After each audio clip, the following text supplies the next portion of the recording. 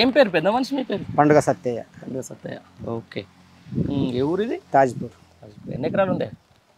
ఎకరంన్నర ఉందా? ఏం పెట్టినావు? సగం పెట్టినా సగం పెట్టలేదు వాటర్ లేక. ఇది ఈ సంవత్సరం ఆపినా గతంలో కూడా? గతంలో ఎప్పుడు ఈ టైం వరకు నాటేసేసేది. మరి ఇప్పుడు ఎందుకు వేయలే? వాటర్ లేక. ఏమైంది వాటర్కి? ఏమైంది? బాగా అక్కడికి వెళ్ళి వస్తలేవు కాళేశ్వరం నుంచి. అవును, నిన్న మొన్న సోషల్ మీడియాలో మేడిగడ్డ మొత్తం కూలిపోయిందని చెప్పేది, అంటే బ్రహ్మాండంగా నిండే ఉంది. ఎందుకు రావట్లేదు మరి? వాళ్ళకి కనబడుతున్నాయి అట్లా కాంగ్రెస్ వాళ్ళకి. అంతేనా? అయ్యో, మరి ఇబ్బందిగా పరిస్థితే కానీ ఎట్లా మరి దీన్ని ఏం చేస్తాం మరి? మళ్ళీ 5 ఏళ్ళ దాకా ఆగాల్సిందే. 10 ఏళ్ళ నుండి గిట్నే ఉండేనా? 10 ఏళ్ళ కాక ఎప్పుడు ఈ టైం వరకు నాటేసేది. అంతా సస్యశ్యామల పచ్చగా ఉండేది. ఇప్పుడు అంతా ఎండి. సెల్ ఫోన్ లో చూస్తావారు విజువల్స్ ఏమన్నా గట్టిన మేడిగడ్డ నిండది మంచిగా నిండా ఉంది అని చెప్పి ఇప్పుడు చూపిస్తారు. ఇది వరకు మొత్తం మరి కూలిపోయింది, మొత్తం ఎగిరిపోతుంది, మొత్తం ఎక్కడెక్కడ వాళ్ళు ముంగారు పబ్లిక్ ని అది చేసారు. అప్పుడు నమ్మినావు నువ్వు అది నిజంగానే? ఇక అందరు నమ్మినప్పుడు 10 మందిలో 9 మంది నమ్మితే ఒకళ్ళని నమ్మవలసిందే కదా. నమ్మినావా?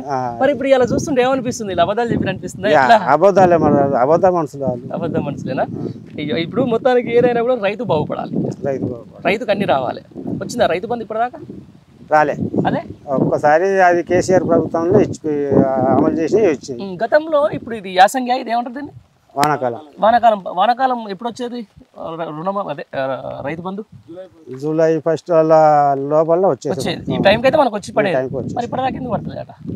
వాళ్ళు పంచుకుంటారట మంత్రులు.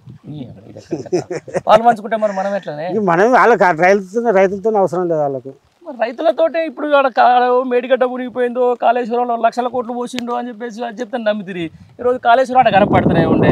కనపడుతుంది అన్ని. ఇప్పుడు వాళ్ళు పంచుకోవాలి కదా. ఇప్పుడు కాంగ్రెస్ వాళ్ళు ఎన్ని రోజులు పంచుకుంటారు అట్లా? మరి 5 ఏళ్ళ దాకా పంచుకుంటారు. మరి ఎట్లా మరి? మనం ఓటేసినందుకు ఇప్పుడు మన తప్ప లేకపోతే వాళ్ళ తప్ప? మన తప్పు. అంతేనా? మరి ఎట్లా దీన్ని ఇప్పుడు సంక్షేమ పొలం అని చెప్పేసి మనం అనుకున్నాం. రైతు రుణమాఫీ అయిందనే నీకు? నేను తీసుకోలేదు. మంచి పని చేసినాం. లేకపోతే అయిపోయేది ఏదో. మరి ఇక్కడ బేసికల్గా మన ఏరియాలో ఏ పంట ఎక్కువ అంతది? వరి ఎక్కువ అంతది. సన్నోట్లు వేసినావా లేకపోతే వేస్తావా? దుడ్డు సన్న ఇంట్లోకి వేస్తావా లేకపోతే అమ్మతానికి వేస్తావా? అమ్ముకుంటా. ఇప్పుడు ఆ బోనస్ గిట్లా వేస్తాను కావచ్చు, అందుకని ఆపుతుర్రేమో మరి. దండు వాళ్ళు వెనక వేస్తారు. బోర్ ఉందా లేకపోతే బాయే? బోరే. ఎంత వస్తుంది? వాటర్ ఫుల్ ఉంటే ఫుల్ వస్తుంది.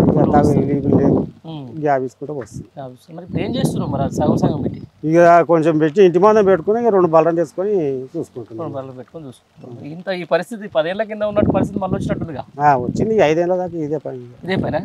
మళ్ళీ రేపు వస్తాడు, నేను రైతు రుణమాఫీ చేసిన, మొత్తం 4 లక్షలు అయింది, 1 లక్ష అయింది, ఇప్పుడు రేపు పొద్దున మా సర్పంచ్ని గెలిపించాలి, మా వాళ్ళని గెలిపించాలి అంటాడు. మరి ఎట్లా నమ్మదామా? మళ్ళీ నమ్ముతారు. ఇక మననే నమ్ముతుంది. అరిచేతులు బెల్లం పెట్టి మోసేతో నాకిస్తుంది ఇప్పుడు. అంతేనా? పెద్ద పరిస్థితి. మరి రైతు పరిస్థితి ఇట్లా అయితే ఎట్లనే? 8 ఏళ్ళకే ఇట్లా అయితే మరి రేపు 4 ఏళ్ళు ఉంది పరిస్థితి ఏంది? 4 ఏళ్ళ దాకా ఏం చేస్తాం ఇప్పుడు? అంతేనా? ఏం చేసేది ఇక మనకు ఉన్నది ఓటు ఒక్కటే. ఆయన చూసుకోవాలంటే ఓట్లనే చూసుకోవాలి.